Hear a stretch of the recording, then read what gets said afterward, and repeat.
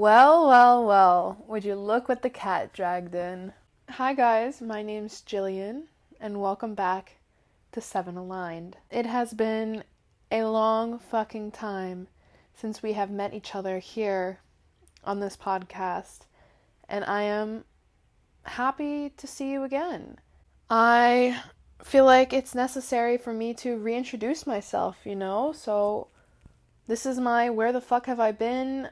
I guess this is considered season 3, episode 1, because season 2 was only one episode, but there have been eras. These are eras. If this is your first time tuning into the 7-Align podcast, welcome. My name's Jillian. I am everywhere on the internet at JillRH02, and this is my podcast. Originally, I started this podcast to kind of discuss and dive into the spirituality, essence of life, spiritual things in nature, my witchy side, and while yes, that is in essence part of my personality and will carry through to future episodes, this podcast is not only for spiritual conversations anymore. It is just a place where I can come and ramble on, share my experiences. I feel like podcasting has always been something that I'm super into. I love audio storytelling. I love sharing stories. And since the last time you've seen me, I've only gathered more stories. I only feel more ready to share. So if you click on my podcast page, what you'll see is my last upload was probably 2 years ago. I had short hair. Now my hair is long enough to put in a claw clip. And I was talking about how to live a happier life. That was the last episode I made. And let me tell you, I think it's still a valid episode. I would have deleted the episodes if I didn't stand by them. But now I'm just in a different chapter of my life completely. I mean, so if we go and we say what has happened from then till now, it's been fucking crazy. My life is crazy. Okay, to let you get to know me a little bit better, in May of 2022, I graduated from university, and then in November of 2022, I moved to Spain. I lived in Spain for 2.5 years. I taught English in a primary school there for 2 years, and I spent the summers backpacking around Europe. I spent 2 months backpacking the Mediterranean, and then the following summer I spent backpacking northern Spain, surfing in Ireland, and all of that. When I came back from backpacking in summer of 2024, I had already bought a flight to return to Europe with the expectation to teach again, and then my visa was denied and my application was denied, but I still had a flight back. So I spent the last 6 months from October to February traveling around Europe. I was in a relationship. Now I'm not in a relationship. I went alone. I left with a million friends, and I had just the best time ever, diving into my spirituality, diving into my hippiness, diving into my wild side that I so much wanted to tap into, and coming back home to myself and my freedom after 2 years of having to be a presentable adult, being able to step into this childlike wonder and essence again that I've always had, but I tamed and dimmed down a little bit, and it was amazing. I mean, there has been so much change in my life, internally, externally, and it all feels divine. I'm so grateful for all of it. But now we're sitting here in February. Oh, it's March. Wow. In March 2025, I feel good. I mean, I feel good. It's easy to feel good when you're coming back from spending a month living on an island, hitchhiking around with beautiful people. But it is more difficult to feel good when you've just left a 2-year relationship. You've picked up and left all of your independence and adulthood to move back home with your parents. You don't have a job. You don't have any money. These things can very much stress you out. And yet I feel confident and prepared for whatever is thrown at me next. And I think it would be like, I would be even better if Americans would just chill the fuck out. Because, listen, just like I said, it's hard to be good when you have no money, no job, and no relationship.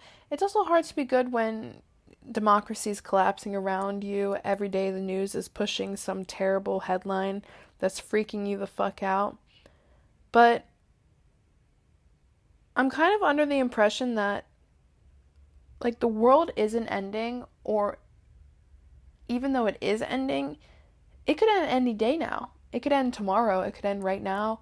So what matters most is this present moment and like how you're spending your time this week, today. Like, what are you doing to make your life worth living right now? And I think way too many Americans are so caught up in like their future that was promised, or like the imminent demise of the comfort that is American government, American democracy, that people here are just either stressed the fuck out or so divided. And I understand hating someone who's racist or a Nazi or a hater, but there's so much division, and I feel like it's just being fueled by the media and the government. And Americans, the biggest act of resistance that you can do is to take a step back and just be yourself and do something for yourself and like love your neighbors and be friendly and be kind. And once we realize that and are able to step back into that energy, I think America can only get better. I still have faith in this country once we get rid of white supremacists, Nazis, and fascists. And I'm not afraid to say these things because I feel like in this part of my life, this is the most, I've always been an extrovert, but this is the most confident I've ever felt. Like, I'm so ready to put myself out there, meet new people, which is why I'm so excited to kind of be home right now, because I haven't lived home as an adult. I get to reform all of these relationships. I get to make so many new relationships. I get to experience my city through a different lens now that I like different things. I have more freedom than I ever have had. So I'm ready to put myself out there. I'm fully ready for the world to see me. And I get to reassess now, like, my new goals, my future plans, what it's like living at home. And it's exciting. I mean, right now my goals are community. My plans are going to live music, surrounding myself around art, surrounding myself around beautiful people, feeling loved and spreading love. And I think that that's the most basic and primitive and beautiful set of goals that one can have. And in exchange, I hope for blessings of abundance by the universe as well. But not only am I like sitting in my room and meditating and doing yoga, I'm also being a fucking adult. Like, I want everyone to clap for me really quickly, because since I've been home, I made my first doctor's appointment. I went to the doctor's. I found a new gynecologist. I found a new pharmacy. I filed my taxes. Went to the library. Those are fucking adult choices. And if there's one thing that I will do always on my social media as an adult, and also I make podcasts under the assumptions that maybe some youth, like 16-year-olds, might find it. And so what I wish I would have heard at 16, or what at least I think it's good for any young adult to hear: your resistance towards the world and your ethical compass is in every decision that you make.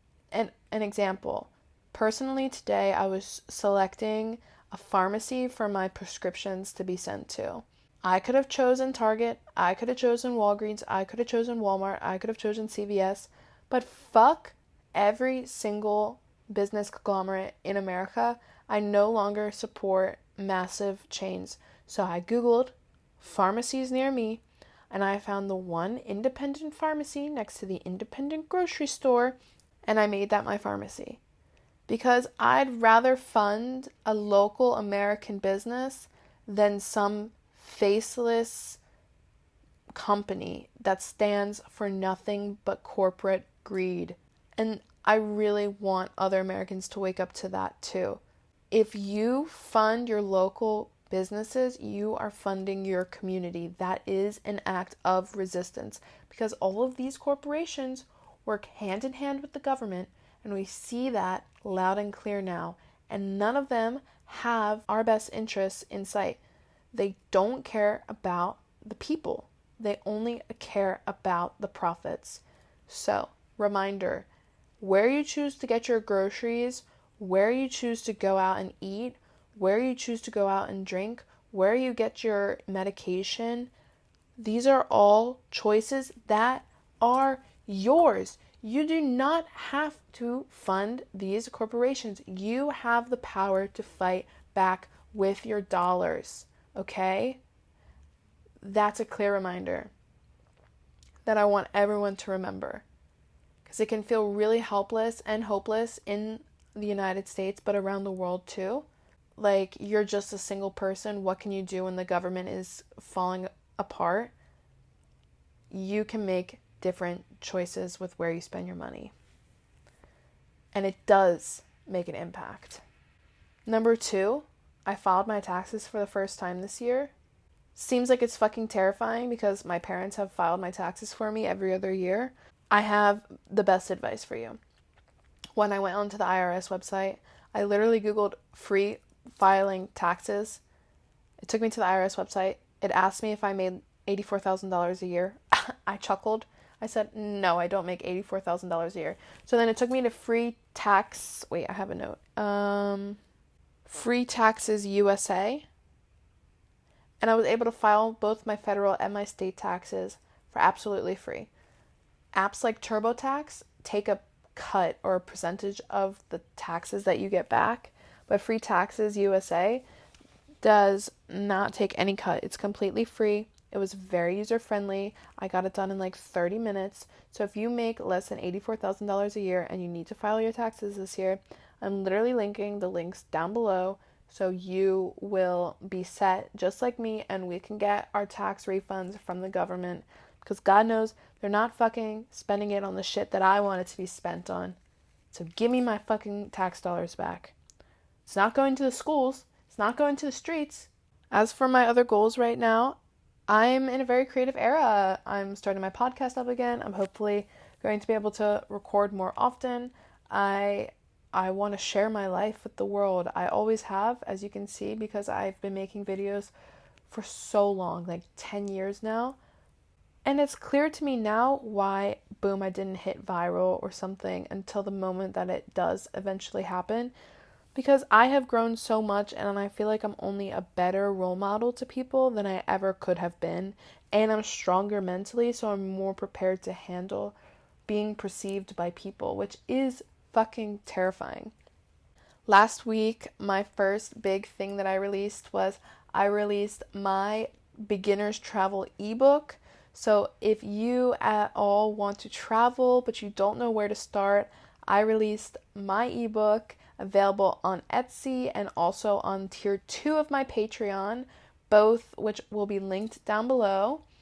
It is available for $7.77 or on Patreon for $10, but on Patreon you get access to all my never before seen videos and writings and everything else that I create, but I like keep it there behind a paywall, and I'm super proud of it. It has a lot of great resources. It has everything from itinerary planning to flowcharts to checklists, all of my referral links, my Amazon storefront, and just a good guide to get you to think about, where do you want to travel to? What do you want to do? How much money do you have to spend? Where do you want to sleep? How will you get there?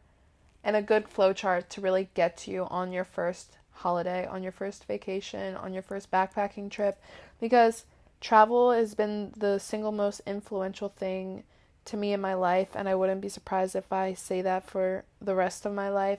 And all I can do is encourage other people to get out and see the world and meet new people, because it makes you exponentially expand and grow, hopefully in the essence of love, if you take anything away from me. So yeah, that was released on the 7th of March, last Friday. Again, it's available on my Etsy and my Patreon. I hope that you guys go check it out, and I hope it inspires you to see the world. As for other content, there's content coming everywhere. I'm posting a lot on my Patreon these days, a lot of different types, but Instagram, TikTok, YouTube. Hopefully I'll be making some more like videos just to keep up with it, my adventures that are coming. I'm so excited for spring. I want to get out of the house. I want to see things. I want to experience spring on the East Coast again. It's been a while since I've been here for that. And it's also, spring is my favorite season. I'm a May baby, so it makes sense. But I'm so excited to work in the garden, and I have a lot of new hobbies that I've taken up that I can't wait to share with you guys. So yes, I will be everywhere. I will be here. I will be there. If you want to keep up, please do, in any way that makes you happy. That's where I've been. That answers the question of where I've been. I've been traveling. I've been loving life. I've been living life, which is the best thing that you can do with the time you're given. And I've been meeting fantastic people and just growing as a person. And I'm so grateful for all of it. I can't wait to talk to you guys again, hopefully next week, share some of my travel stories, talk to you more about my opinions on the world, talk to you more about things that I see or interesting parts of history that I like, and just talk. Yeah, so talk to me down below. And if there's one thing you can take away from all of this, it is love each other and be yourself. There's no one else like you out there in the world, and the world needs more of what you bring. I missed you guys. I'm happy to be back, and I can't wait to talk to you again. Bye.